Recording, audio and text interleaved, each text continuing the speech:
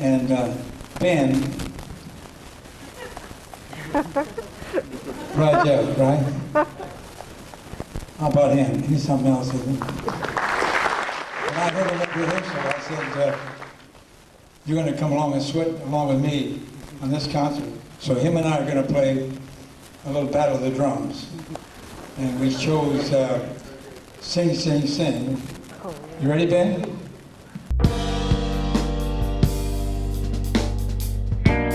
Some say forgetting the lessons of the past can doom you to repeat its mistakes. I like to think that given the repetition in our practice, we might avoid that fate. However, drummers are really good at complicating things. It's in our nature, bound up with the quest for improvement. We start with the basics and increase the difficulty of our exercises on purpose to master harder and harder material. But we're not bound by our past. Quite the opposite. If we continue doing what we've always done, we'll continue getting the same results we always have. What happens to progress then? There's a way to achieve a pretty fair amount of growth in a short period of time by confronting your past and being honest with yourself about how you got to where you're at today. Drumming across different genres is really about a constant element and a variable element. And we're going to discuss the different constants and variables within the three main genres: rock, Latin, and jazz.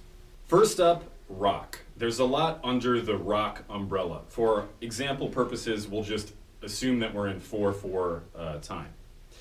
So the constant in rock is hi-hat in eighth notes, and usually an implied snare drum on beats 2 and 4. The variable in rock is the snare drum and bass drum. So as you learned, you may have started with unlocking all possible coordination options of the variable in eighth notes against the eighth note constant of the hi-hat, which would sound something like this.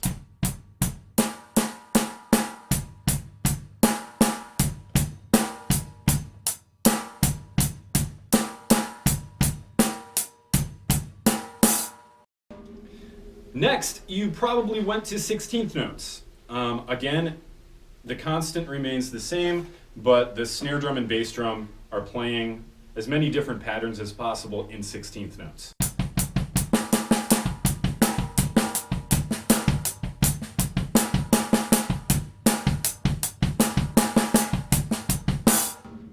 Once you felt comfortable with all of those, you may have gone to 8th note triplets or 16th note triplets, but eventually there comes a time where you start breaking with the constant.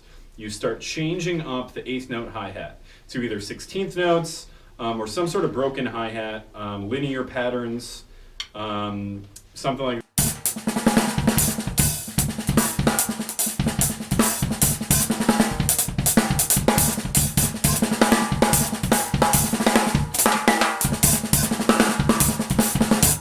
Next up, jazz. We go through the same progression. The constant is the jazz ride pattern and hi-hat played with the foot on beats 2 and 4.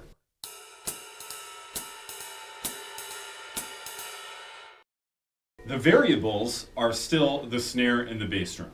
So you might go through unlocking every combination of 8th notes, 16th notes, 8th note triplets, and 16th note triplets before you end up breaking from the constant and experimenting with different ride patterns and even subbing in the hi-hat on some different beats.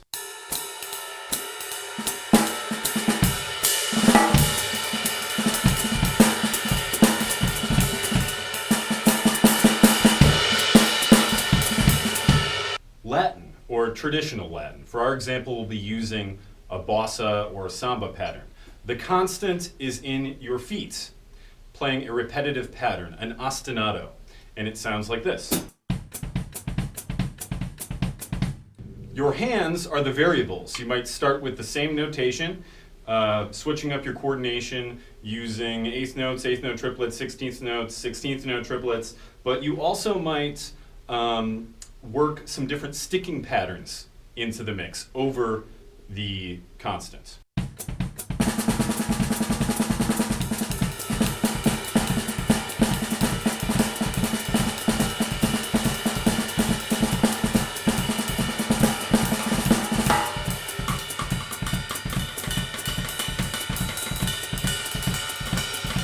Here's the problem. The more we improve, the harder it becomes to work on all of these things. There are more things to work on. We unlock the ability to play faster moving notes underneath the constants, and the exercises we have to work on multiply exponentially. So it becomes impossible to master everything. It's kind of like if you're interested in reading. You can't read every book that exists. There isn't enough time in life to do that. You have to pick subjects that interest you. Confront your past as a player. Be honest with yourself about how you got to where you are. Use the constant versus variable method within each genre to make sure you've unlocked each notation. Even if it feels really stupid to be playing eighth notes under an eighth note hi-hat. Drummers are really good at complicating things, but remember, the advanced player can take something really simple and make it seem incredibly complicated. But the master can take something incredibly complicated and make it seem simple.